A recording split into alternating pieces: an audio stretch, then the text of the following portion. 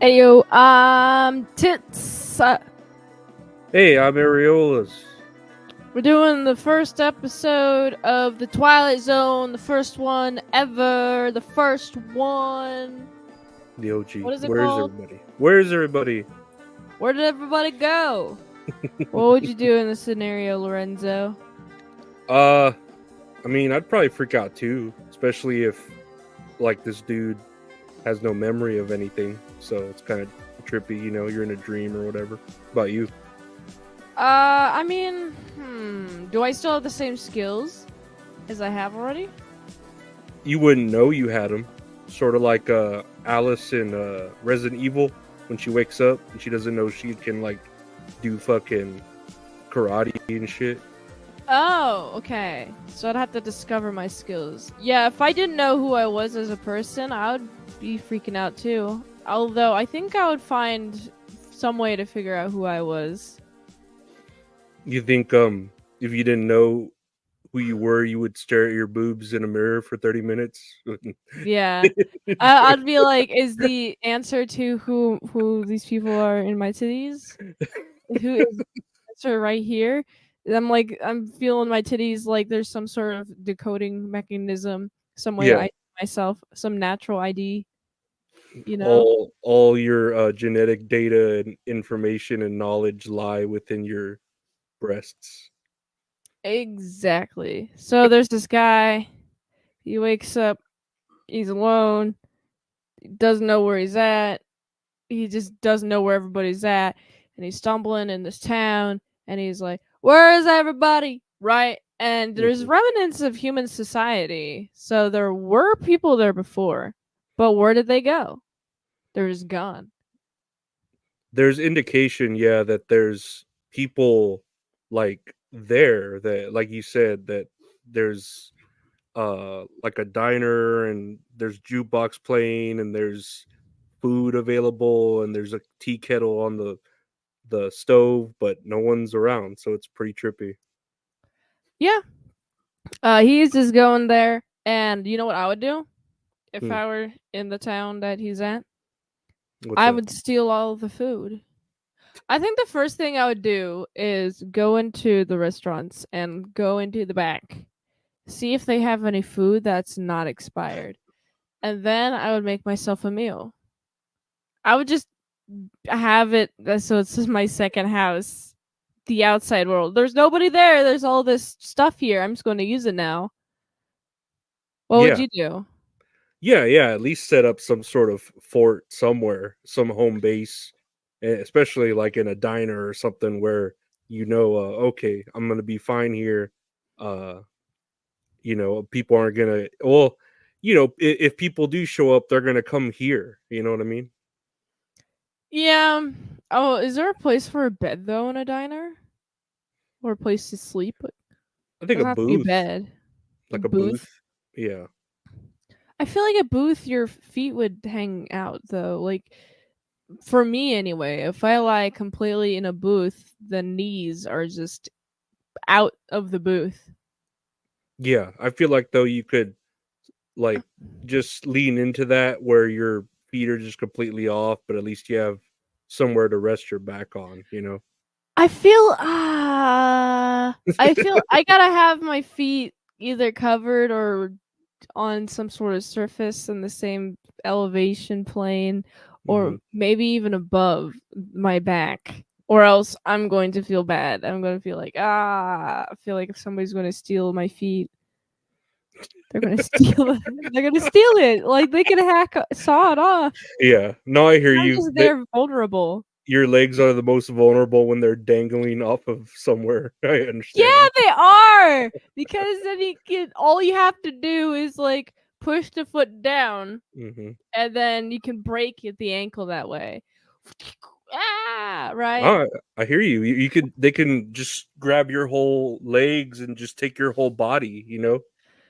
Yeah. So there's the problem with the booth. Although I think the other solution, if you want to sleep in a booth, is to do fetus position, fetal Hmm. position. Hmm. But then you have the width of the booth. It's too narrow, and you'd fall Yeah, off.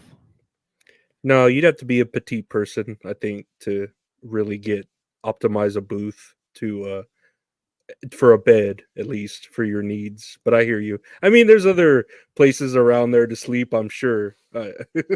Yeah. So of course this guy is like, screw the diner. There's nothing here. And he Mhm. walks away from the diner. He walks to this car, and in this car, he thinks, oh, there's a person there. He hasn't seen another person in the entirety of the episode. And he's like, what would I do? There's nobody there here. My goodness, there might be somebody there. And he runs over, and it turns out to be a mannequin. What would you do? That's pretty scary. I'd probably well, he handled it real chill. I'd probably trip out a little bit more, You'd especially be if like, yeah. you'd be like, I just wanted some titties to hold.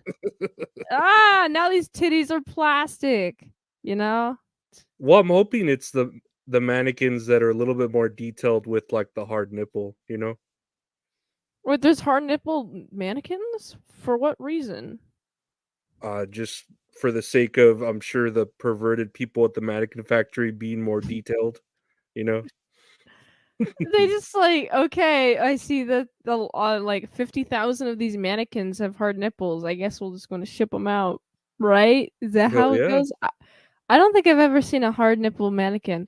Maybe it's to test for bras. Yeah, some of That's them no, are do have padding on them, right? The bras to keep like the nipple from showing because yeah. that's shameful. I don't know what that means in society now when you can see the hard nipple. Uh, I mean that was popular in like the 80s, right? Mhm. I just But think it's a fashion thing. well, these are like from the 1950s, right? This is from 1959, so I'm not sure how mannequins were built back then with the nipple or not, but in any event, I would hope it would be, but you know, I don't know if it is. It's not confirmed. Speaking of nipples, he sure has them on his own body, and he uses his own body to explore the place. And he goes to this police station. I was like, where are you going Transition. with that? Okay. Transition. So he goes to the police station and he's like trying to see if he can make a call, like, yo, where is everybody at? I'm abandoned. Come here, come pick me up, all that fun jazz. And then Mhm. he notices that there's it's this cigarette or cigar, whatever, Mhm. lit. Somebody was using it recently. And it's like, okay, so I feel like at this point in the episode, I'm thinking that he's thinking that everyone is just out of reach. He's barely missing them for some Y- reason. yeah, it's like they are somehow just avoiding him out of coincidence, or maybe it's intentional. They are smoking casually, and then they hear him coming down the hall, and so they're like, "We gotta go," and so they go, and then they leave. Yeah, his big ass like prank or something going on him. I don't know. I don't know what he's thinking because he's tripping out too that he doesn't know who he is still. So that's a big deal. I guess you have. I guess your identity depends on the affirmation of others. Yeah, because then you start wondering if you truly exist, if you don't even know who you are and no one's around to reassure you. I guess. Man, am I just like, I feel like I hear these isolation experiments. People are like, "Oh yeah, these people were in isolation for so long that they didn't feel like they existed anymore." And I was like, "Man, I've been alone for long periods of time, and I've just been more sure of myself, more sure of my identity. Like, what are these people normal, or am I weird?" I couldn't tell you because there's obviously people are wired differently, each and every person, right? And I could see how someone would doubt themselves like that if they were alone, and some people even prefer being unhappy to being alone, like, I don't know, it's weird, like, the whole idea of a, quote, "abusive relationship" where someone would rather be with someone and be unhappy than alone and not have anyone. Yeah. I mean, there's also like the financial benefit too of not being alone. That's huge. That's also, especially today's economy, Oh, yeah. very big. So like, but if you are in an environment where everything is there, everyone's gone, but you're the last person on Earth, then really what's your main thing you got to deal with is making sure you don't run out of things and managing your resources of things that can be run out of, like gas and such, Mhm. food. um but like, I don't know. I love, there's parts in this, and, before we get to the ending, there's parts, like, where he's in the phone booth and he's kinda tripping out because no one's on the line, right? He thinks someone is, but no one is, and then he gets stuck in the phone booth, and there's, like, a small period where he feels trapped, like, in the phone booth where he's like, "Oh, come on, who's messing with me? Come on." And then he gets out and he's like, "Okay, I'm fine. it was, like, wasn't anything." And then when you said, like, when he's in the jail or at the cops and he goes into the jail cell and he sees the bar door almost close on him, and again he gets this feeling like, "Oh my god, I'm gonna get trapped," and he freaks out again. And there's this that subtle foreshadowing, if you want to call it, of him being trapped, and he doesn't want to. He keeps trying to exit. Yeah, yeah, that's a good way to put it. There's also like, he starts looking around for clues of where he's at, like and he starts like noticing just like strange details. Like the books, and the books are like labeled like a certain year. This came out in 59, so this book's from 59. So he's like, okay, so I'm like in current year. Hmm. Okay, so I'm getting like pieces of clues together from the environment, trying to piece together where I'm at exactly. And then there's this movie theater marquee while he's like looking around, trying to figure out where he's at. And the marquee catches his eye. And I guess because he's so isolated and everything is so dull, something bright and colorful like that, he's going to go towards it like a moth to a flame. Very much so. Yeah, the light, or I guess it gets a little dark. The lights turn on and flicker there, and he's like, he even sees like a movie poster with an Air Force person that has the same outfit he's wearing, and he's like, "Oh, I'm in the Air Force. That's what I am. I'm in the Air Force. I know what I am." Yeah, he's like, oh, okay, I'm starting to get I'm starting to know who I am. Okay, that's pretty cool. All right. Well, is there anyone here? But okay, I guess not. Okay, I don't see anyone.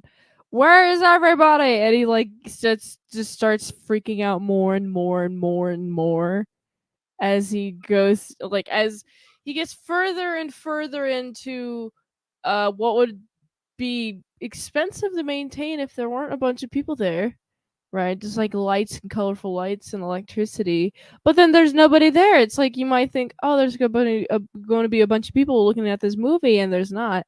Yeah, And because of each, like, oh, maybe there's somebody here, and then he figures out there's not. Every one of those instances, he becomes more and more insane.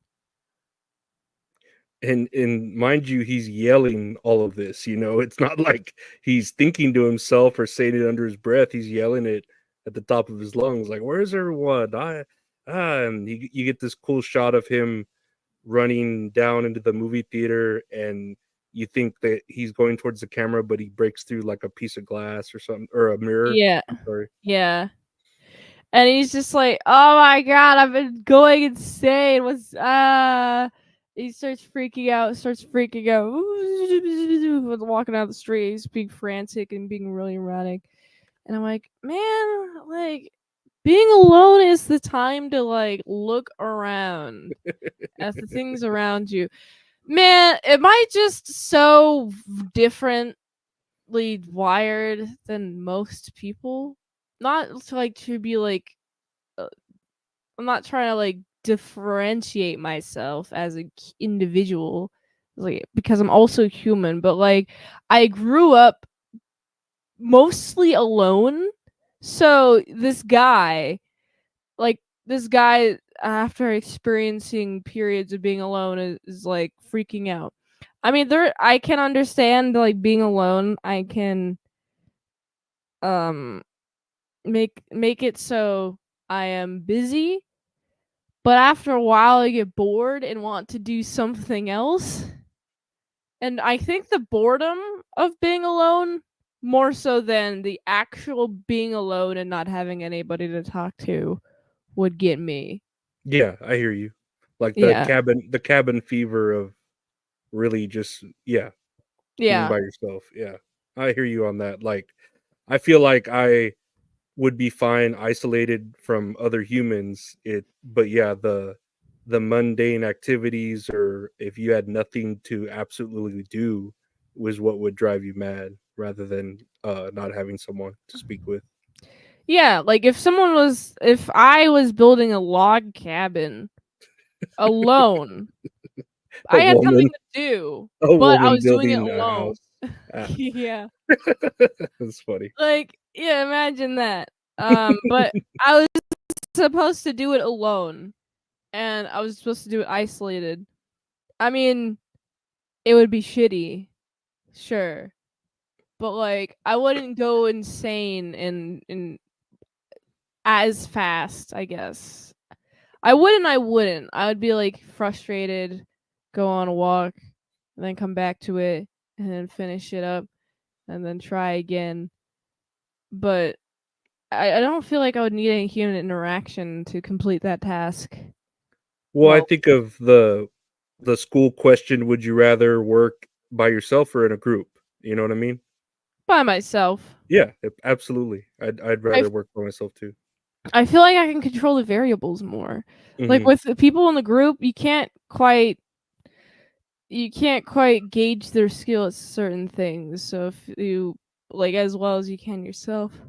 Like, I know my weaknesses, I know my strengths, but somebody else might be. I'm like, I might hire them for this thing. I'm like, man, I could just do it better. Why am I not doing it? Oh, it's because I need to do this other thing, but they're not as good as me doing Well, this thing. they're a liability more than Yeah, anything. yeah, that's true. They are a liability. Mhm. Um, But at the end of this episode, he's clicking that button that says walk or don't walk, and he's like, let me out of here, let me out. And it turns out this was all an experiment done by the government to see if a man can handle being isolated. and I guess he could. 484 hours. How long is that in human time? In human hours, uh Yeah, how long is that? aside from dog hours. Now I would say I think it's like 2.5 weeks is what they said. That's actually not terrible.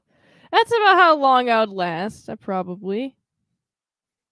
That's about right. That's about right. Honestly. Uh, that's like, oh fuck, I'm so fucking bored. There's nothing to do, and then I'd start just like breaking shit out of boredom. I think. I feel like I would, of course, it's a whole difference when you like can't sleep, then you start losing your sanity. But as long as like Yeah. I could take a nap or I'll just sleep all day, like I'm fine. Depression will help me there. Yeah, it's a superpower. Um. But yeah, it turns out it ended up being about the moon too, where Oh a yeah, trip. this was around the moon race. Yeah, it's like, a trip to the moon takes about 2.5 weeks. So, like, this is he's like, By next time. Greyhound? Greyhound, the bus rides. Yeah. I guess it does. I mean, I don't know. I've never like, I've I've never flown to the moon. I wouldn't know. but yeah, this ends up being just a test, and his mind was doing that to help him not go insane. Blah blah blah. The whole government would you go to the moon if you had the chance? No, I like being on Earth. I'm the same I'm way. going. And also people are like, "You want to go to Mars?" I'm like, "No." By the time that's going to be common, I'm going to be too old. So Do you there was this question I saw by a celebrity singer, Olivia Rodrigo. I don't know if you know her. She's a pop singer, but she said when she goes on a date with a guy, she likes that's her first question to ask him if it's a red flag, if he would want to go to space or not, and if he says yes, that's a red flag. Do you How would you feel if you met a guy and he wanted to go to space? Would you think that was a red flag? no, I mean, don't most people want to go to space? I mean, I I don't. I mean, I personally wouldn't because I like comfort. Uh, and I like drawing. I'm not. There's nothing I would do in space that's valuable. Uh, but if somebody was like, "I want to go to space," I'm like, "Okay, you can do that. That's a career field. You're probably smarter than me because astronauts need to know a lot of things." Yeah, no, I agree. They have to be like engineers and chemists and shit like that. I think. Man, there's some shit that women say that's so close-minded. Oh, it's a red flag if you want to go to space. I'm like, don't you know that's such a common dream of dudes? Like a lot of dudes. It's one I of the staple careers, an astronaut. If you didn't want to fucking look at Elon Musk, she was probably thinking of Elon Musk when making that statement. Actually, Yeah, a I guy believe it. who wants to go to space so badly, that's a red flag. I'm like, what red flag of what? Aspirations of the drive? So, it's a red flag for me to stay away from this guy so I don't waste his time arguing with him and taking away his valuable time and resources and aiming them towards me. That's what that means, actually. Yeah, no, I agree. She's a bitch. No. Yep. What would you rate this episode? Man, I'd give it like an 8. Like it's really good, and it still trips me out and kind of scares me because I can feel on that like fear, panic mode. Not really of being alone, but just not knowing where you are or you think you're trapped. That's a scary feeling. What about you? 8 is also a good number for me. It's it's a good testament to human nature. It shows human nature at work, which I like. I especially like episodes where human nature is on display, and it's something that I could learn, something I could think about. Be like, oh yeah, this is just in human nature, the thing that I'm doing right now, because of this Twilight Zone episode or something like that. Um, and honestly, I like to think that I could do better Well, it's than the guy crazy. It's in crazy the that this was episode. the first episode, so this set like the how the series would go on to become. That's pretty amazing. Yeah, I mean, I feel like it's a good first episode. It doesn't set the bar too high, and it doesn't set the bar too low either. It's a good one Hmm. Very good. for first episode consumption. Very good. Very good. Yeah. Great episode. And then an 8, it's a good number because it looks like boobs, I think, if you Yes. turn it sideways. So eight's a great number. We have a game here. Where is Games. where is the game board? Whatever. I'll just stick it here. I call this more phobias because I think we've talked about More. phobias before. So I am gonna show some AI art of phobias. I'm gonna tell you the phobia, and you're Is gonna there tell an me. AI art phobia? I don't know. There's got to be a phobia against AI. Yeah, there like has to be. like I look at AI machinophobia. and I'm like, ah, I'm like, ah, Like a cat, you just yeah, drop your coffee or whatever, just spooks you. yeah. I just jump halfway in the air. Let's see here. I got some drawings here. So this is basically, I'm going to show you the art, and then I'm going to tell you what the name of the phobia is, and you try to guess what it is. I mean, this is a depiction of claustrophobia. That's Mm, pretty staple if you know what that is, right?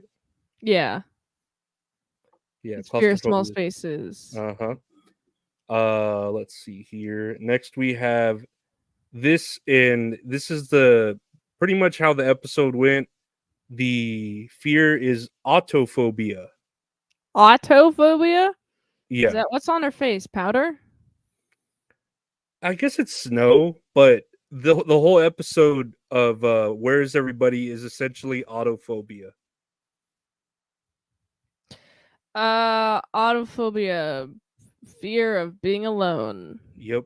Being a fear of being alone. Sounds like you'd be scared of cars, but that nope, autophobia, the fear of being alone. I think there's other names for it too, but that's the one it goes by pretty much. Oh, wait, real quick. Look at her. Look at you see that part right on the corner of the eye, not the underneath it though. The little dark patch, little dark like curve underneath the eye. You see, Here? you had it there. Yeah. Yeah. What causes that? What causes that? I'm Isn't that curious. aren't those called like crow's feet? Like when you don't get enough sleep? Is that what it's called? Crow's feet? I think so. When you start getting like dark circles under your eye, you I don't was sleep enough. born with I was born with that, and I can't get it away. I swear. No matter Yes. how much sleep I get, it's just there forever. Yeah, I think like it's sort of once you've reached a certain hours of not sleeping at a certain age, you just get them like automatically. Yeah, I probably never slept much. Yeah, That makes sense. they're stuck there now. This is acrophobia. The fear of holes. No. The fear of heights. Yes. I Oh, can't I didn't know they yeah, had a name like that. acrophobia. I can't remember the fear of holes. I've seen that where they show pictures on like the internet of like a man's face with all these pores or something. It doesn't scare me, it just unsettles me. Yeah. It's like I don't want to put my back against those holes. You know? Like I don't like the holy surfaces. Yeah, it'd be a weird texture, Yeah. specifically on like skin or something. I don't even think it's a texture thing. It could just be flat, but if it had a bunch of holes in it, I'd be like, somebody could stab me behind. It could stab me in the back with these holes, and they're easy access. That's Do what you I think it think. depends on what size the holes are? Um, like, not really. I feel like if they're tiny holes, it's like weirder Yeah. than if they're like big three or two or whatever, one big circular hole. Smaller holes would be weird, but anything that's like sturdy is fine. But I don't like the holes behind my back because I don't want people having access to my back and I don't know, writing on it, stabbing, doing whatever they want to it. Yeah, yeah, I Yep. hear you. Yeah, No. That's when you're most unaware, when you're turned around. exactly. Exactly. What do we have? Oh, this is the thalassophobia. The fear of seals? I don't know why The it generated this fear creature. What the fuck? Okay, the fear of drowning underwater and a monster coming to eat you. That's actually pretty close. This is the fear of deep bodies of water. Oh, well, shouldn't everyone be afraid of deep bodies of water? They're fucking scary. You You know can, what? I agree wholeheartedly with that statement. yeah, yeah. You don't know what's at the bottom. I guess we just don't want to just mark that everyone's afraid of it. You know what I mean? Like that's just Yeah, scary. Yeah, I feel like the bodies of water that I like being in the most is clean shower water or clean bath water. I really don't like being in pools because everyone pisses in them. Yeah, they're pretty gross. Yeah. And even if you have your own private pool, it's like it's whatever. I've actually maintained a private pool because my parents bought a house with it, Mm, and it takes a shit ton of baking soda. And if you live in an area where it freezes, uh, don't ever turn the water off, or else your pipes will break and it costs a bunch of money. that's a Uh, huge pain in the ass. I feel like, I'm yeah, sure. yep, No, yep. fuck that. Fuck that. It Nah, sucks. Owning a pool sucks. doesn't sound worth it. The expense. Yeah, I'd rather just somebody else own it and then me go to it. That is ideal. I think. Do you know how to swim? Yeah, I know how to Oh, swim. that's cool. That's good to know. I Yeah. mean, that's good that you know. It's not good that I know that you know. You know what I mean? What's funny is my dad does not know how to swim, but Hmm. owns a boat. So he just like has a life jacket. I'm like, bro, if the boat sinks, you're going to drown and die. You Yeah, don't know how to swim at all. the life jacket doesn't do much. It just you're still I gonna mean, it panic. floats. It floats, yeah, but like if you don't know how to like tread, then the life jacket's gonna go eventually just over your head. Hmm. It's just like not gonna Yeah, help after a point. no, that's kind of funny. Uh, this is mysophobia. The fear of living trees. That's pretty close. The fear of dirt and germs. How does this represent dirt and germs? I thought the same thing. I just thought it was a pretty cool drawing though. Whenever it generated it Okay. for it, Okay. it did. The It. f- I put in fear of mysophobia and it popped up. Man, I had a friend growing up. She was like, "Hey, dirt don't hurt," and she would use that as an excuse to not wash her hands before eating. But or use that as an excuse to eat food that fell on the floor before 5 seconds. A little dirt don't hurt. I Oh my mean, there's. fucking Christ. I mean, there is the 5 second rule. It all depends on the type of food and what surface it falls on or what floor. Yeah, it's all situational. Yeah, my mom would eat dirt, but only cemetery dirt. Why? I don't know. I remember we watched that movie where that woman would eat, a swallow, remember? And she would like Mhm. eat dirt, and it reminded me of my mom because my mom would only eat the dirt from her mother's burial plot. Wait, why? Wait, what did she ever have a reasoning for this? Okay, well, I know. Okay, her reason was that it made her feel closer to her mother that passed away, right? My grandma. And as a kid, when you have you with your parents, they do crazy shit and you don't think anything of it. You're like, okay, mom, that's cool. Great. You want to be closer to grandma. But now as an adult, I'm like, okay, my mom was batshit crazy because she was there to eat cemetery dirt. And,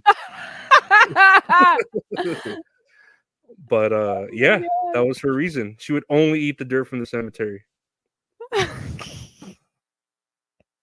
That's really funny. Okay. Yeah. She's done a lot of crazier shit too, but that was like, Oh my god. yeah, yeah. Explains who you are as a person, Lorenzo. I'm glad I could peel back the curtain that is It's myself. So really fucked funny. up. This next one here. This is emetophobia. Fear of Emetophobia. cum. That's pretty close. The fear of ooze. Emetophobia. The fear Uh, of vomiting. like you're so scared of vomiting. Like, do you get a fear induced panic because of vomiting? What I read is that people will like avoid eating because they are so scared of like upset stomachs or they eat a lot of what's the word, antacid, so they'll never like feel like they're gonna be upset their stomachs. Bro, eating a bunch of acid is just gonna fuck up your stomach. I'm Fuck about to you. say What? that probably make you vomit. Yeah, dude. Like stomach acid is good for you. It's the problem is when it either when it stomach acid should stay in the stomach. Hmm. The problem is when it goes up through your tube from the esophagus tube into your mouth because it doesn't have the same liner as the stomach does. I Uh, agree. I mean, I don't like to vomit. I avoid vomiting as much as possible, but I'm not scared of it. I'm not taking fucking antacids every Yeah, single day of my life to vomit. I I I just avoid like spinny rides. I agree. I do not like vomiting, but it's not something I am not able to sleep thinking like, oh man, I can't eat. I can't vomit. Yeah. We have here photophobia. Photophobia? The fear of not being photographed. You would think so, right? This is Yeah. the fear of light. You fucking vampire? I was thinking that too. Why would you?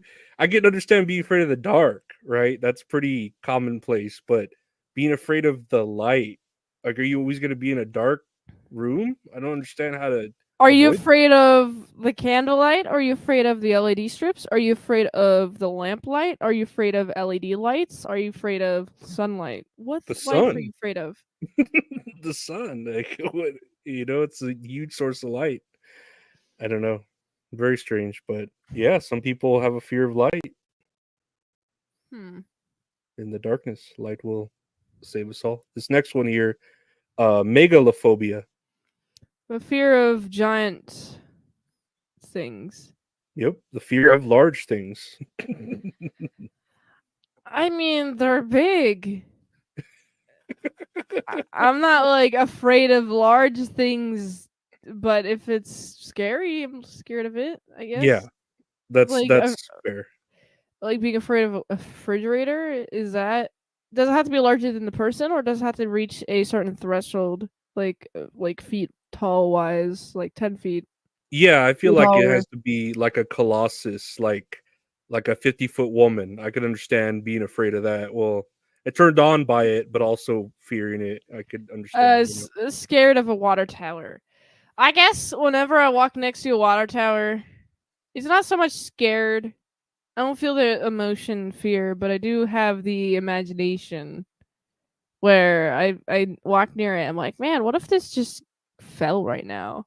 Yeah, Like it just started collapsing. A 9/11 happens through this water tower, and it just starts collapsing, and then the water just spills all over the place. What would I do in this situation?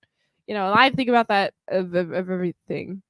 that sounds like a potpourri of fears at that point. It's not like Uh, scaredness. I'm not scared. I'm like, well, I guess that's my life then. I did it. Um, it's more like, a what would happen? cornucopia of fears, if you will. Last one on here. Let me see. And I don't know what it has to do with the picture, but atelophobia, atelophobia, atelophobia. The fear of infinity. No, this is the atlophobia or atelophobia, the fear of imperfection. Okay. Yeah, I don't know how Is to do this with an the picture. imperfect image? I have no idea. I have no idea what that. Yeah, it was the first image that popped up when I put atlophobia. Okay, weird. There's like no parameter for perfectness. So, I did use Grok. I will say that to okay, not a terrible one. yeah, I did use a Grok to do that fear of imperfection, but I know people who aren't afraid of a good deal and seeing perfect distractions that are Tits Min Salad. Min Salad. I was gonna go with, speaking of Grok, which is on Twitter. Where can we find your Twitter? That was what my transition would have been.